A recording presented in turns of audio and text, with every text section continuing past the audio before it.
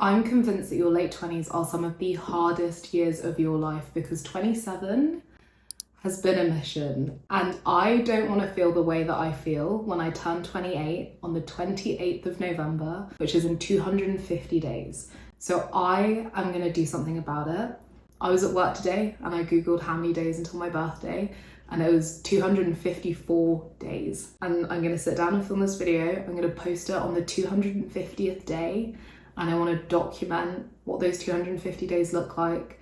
My last 250 days of being 27. I will never be 27 again. And yeah, I want to be able to look back on my birthday and think, I took control and I saw the path I was going down and I didn't love it for myself. And so I made a change. And I feel like I've done this kind of stuff in the past. Like when I was 21, I graduated uni, I moved to Shanghai, and I had like this incredible year living abroad. And I barely have any pictures, any videos. I'm really actually quite bad at documenting my life. And so I feel like this will force me to do that. So that's why we're doing 250 days. I am also currently doing the Artist's Way, which is a 12-week creativity course. I'm going to keep documenting that, but I'm already 3 weeks in and starting to feel a little bit nervous about what I'm going to do when that ends.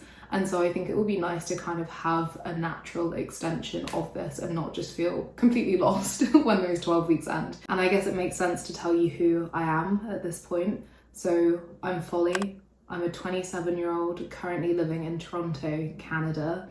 How did I even end up here? I graduated from uni and went straight into what I consider to be my dream job.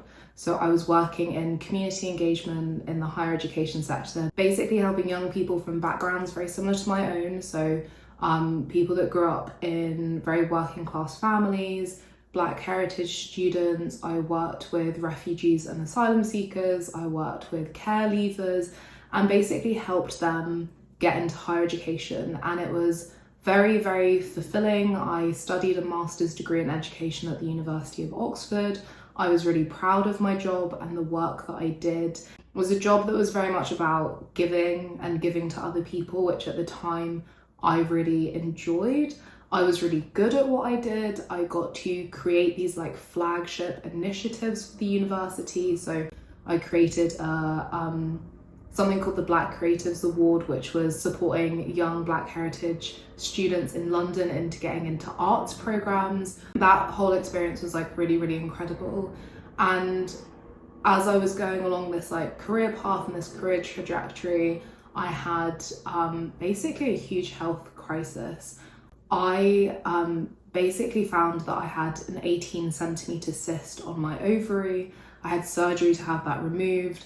As part of that surgery, they found that I had endometriosis, and so I was diagnosed with a chronic pain condition.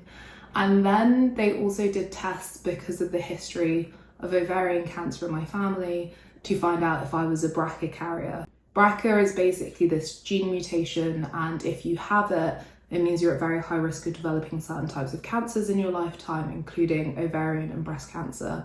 And I went through that whole genetic testing process, and they found out that I am in fact a BRCA2 carrier. So I had all of these big health changes by the time that I was 25. I was trying to manage my endometriosis while also undergoing a preventative double mastectomy to have all of my breast tissue removed to decrease my risk of developing breast cancer, which actually coincidentally, they said that my risk would go up and be considered higher than the average, higher than the norm for a woman of my age at 28. So it's also kind of apt that I'm doing this challenge at this kind of year that feels really significant for me in that sense as well.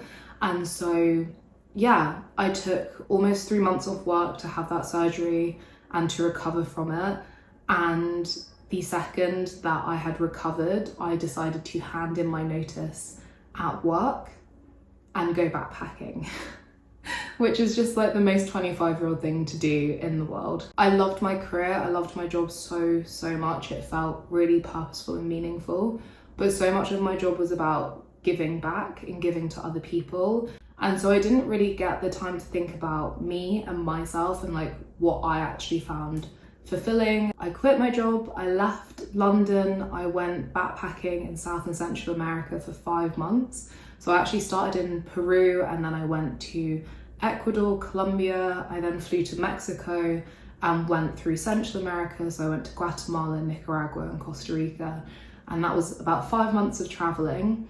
I actually started documenting the whole process on my TikTok and built like a really lovely little travel community. I started getting paid to go to Airbnbs and hostels and film content. I realized about a month in that I actually really enjoyed making content and I would love to become a full-time travel content creator. But with my endometriosis, it was really, really difficult to travel for that long a period of time. And I don't think at any point in my life I will ever be able to be a full-time travel content creator and travel consistently in the way that you kind of do when you're backpacking. That kind of ended my dreams of becoming a full-time travel content creator. I knew I didn't want to go back to London and kind of go back into that corporate world and just be like on the London treadmill, living in London, because the salaries are not very high. They're some of the lowest in Europe, actually. London just feels like you're on this treadmill and someone's turning the speed up and you are just struggling to kind of keep up and keep up and keep up. And you're constantly worried that you're going to fall off this treadmill. And I just didn't want to go back to that.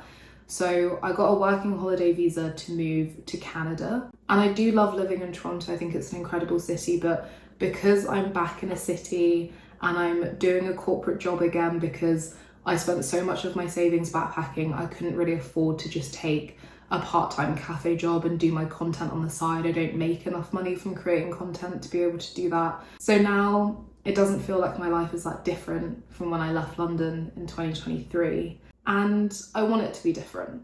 I want to document this point in my life as well because I'm spending my second year in Toronto, so it's going to be my second summer in Toronto. I love the summer here. We've got some like really exciting travel coming up. I'm going to New York, I'm going skiing in Quebec for the first time. In the summer I want to go back to Vancouver and kind of just like spend some more time out there and think about whether I would want to go and live in Vancouver at some point. I launched my travel podcast about 3 weeks ago. It's called Extra Baggage. And so I really want to like document the process of doing that podcast as well, because I think it could be something really incredible and amazing. I'm very, very excited to be working on it. There's just, you know, life changes coming up. I feel like your late 20s are a big time for change. And if I'm ever going to document a time in my life, now feels like the time to document. You know, I just want to find a better balance. I think that's the thing that I'm really struggling with at the minute. I want better balance and I want to go into my 28th year on the 28th of November, feeling like I am really in control of my life and I make the decisions that I make based on my wants and my desires and my passions, and not from a place of lacking and not from a place of I need money, therefore I've got to take a corporate job. Like I actually can have a bit more agency and choice in my life. And so that's kind of why I want to do this. I am brand new to YouTube, so I don't really know what you can expect from this channel. I know that I definitely am gonna kind of like keep vlogging and documenting some stuff. I also will kind of do like maybe a monthly check-in or something, or just kind of a check-in when it feels natural to kind of come in and just like have a sit down and chat about how things are going. I am not setting like super specific goals in the sense that like I want to quit my job by this date, or I want to write a book, or you know, have 10,000 listeners for my podcast. I think I will set some kind of like parameters, suggestions, ideas around things that I would like to do and achieve in the next 250 days, but I want to kind of create space for myself and also for the universe to kind of step in and do her thing. That's what I've been reading about in this week's chapter of The Artist's Way. It's about serendipity and, you know, letting the universe like guide you and put things in front of you as well. I'm not focusing too much on the goals necessarily. I want this to be more of like a process and a documentation. Also, I am the daughter of Nigerian parents, and I grew up in a family that was very goal orientated, very achievement orientated, which is not a bad thing at all. I'm very proud of some of the things that I've achieved, and I'm very glad to kind of have had that drive and that mindset when I was like younger around achievement and goal setting. But it's not every day you need to reach a goal. Do you know what I mean? So this isn't going to be a goal-based exercise, but there are going to be some parameters that I'm going to try and achieve in the next 250 days. Okay, so what do I actually mean when I say that I'm going to build my dream life? I don't really know what that means. Like I said, I'm not setting specific goals for myself, so it's kind of open-ended. I do know that I kind of want to have a few different kind of things that I'm pursuing. And so I've broken that down into a few different categories. I'm going to start with creativity because I'm doing the artist's way. I feel like that's the thing that I've been thinking about most. In terms of my creative pursuits, I would love to do an 8-week pottery course, something that I'm looking at booking. It's actually not crazy expensive. It's about £250 to do an 8-week pottery course. I want to get better at documenting my life because I'm really terrible at documenting my life. So this is going to be part of that. But I also want to get back into photography, specifically 35mm, because that was something I did a lot when I was traveling and living in Shanghai. But now that I have my phone in my hand and I make content, I'm just always taking pictures on my phone. And so I do need to start taking my film cameras with me as well. I'm going to continue to do my morning pages every day for the next 250 days. This is going to be a challenge, but I feel like they are already making so much difference in my life, even after 3 weeks. And so I don't know what they're going to be like after 250 days, but I'm going to find out.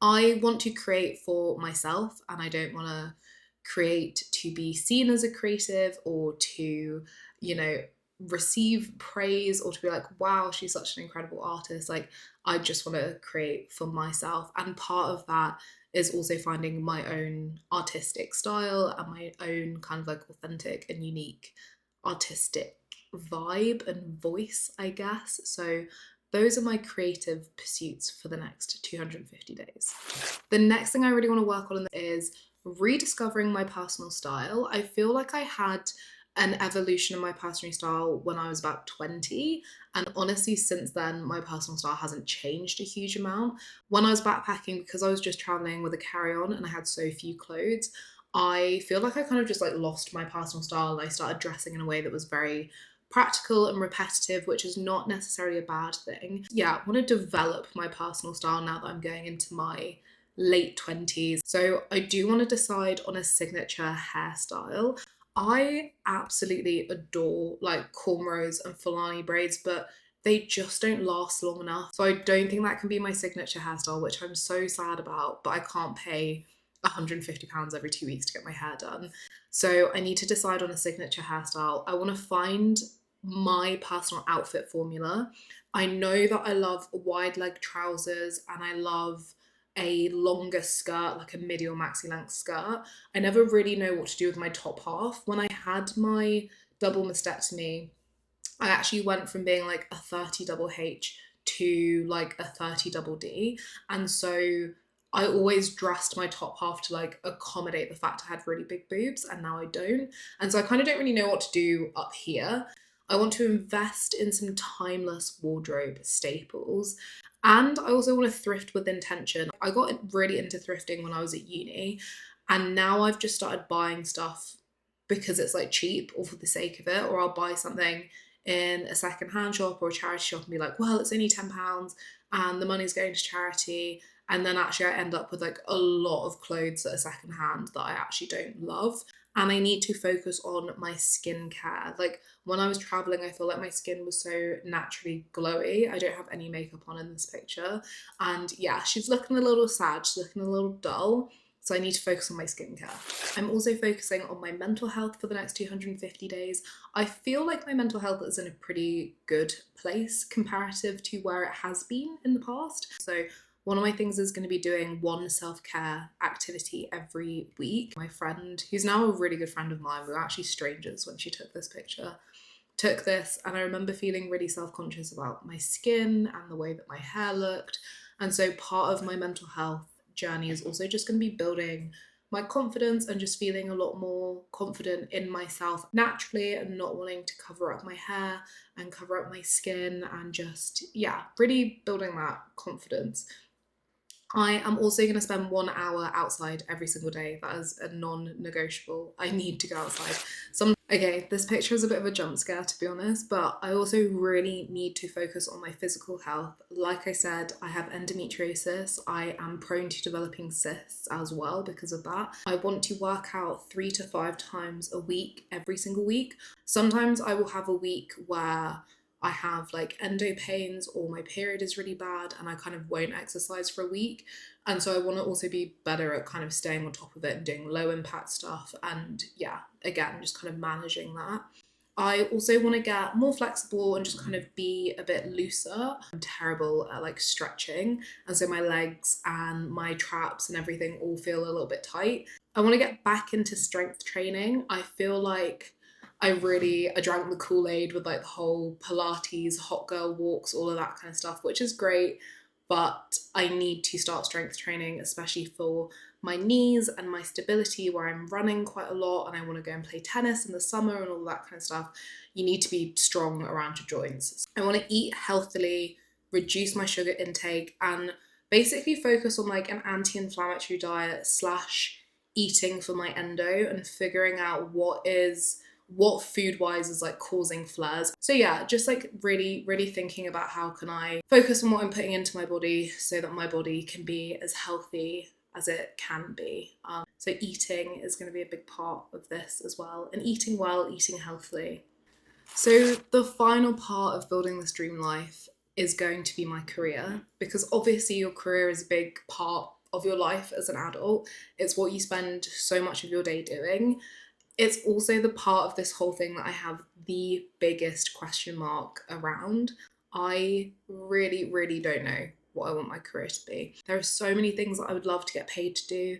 I would love to get paid to host panel talks like I did in 2023. This is a picture of me speaking to 4 incredible Black creatives about their work in dance, photography, painting, poetry. It was a really beautiful conversation. I would love to get paid to write. I would love to get paid for my travel podcast. I would love to get paid to continue to do community outreach. I just feel like I have so many different careers that I want to do and want to pursue that I don't really know where to begin.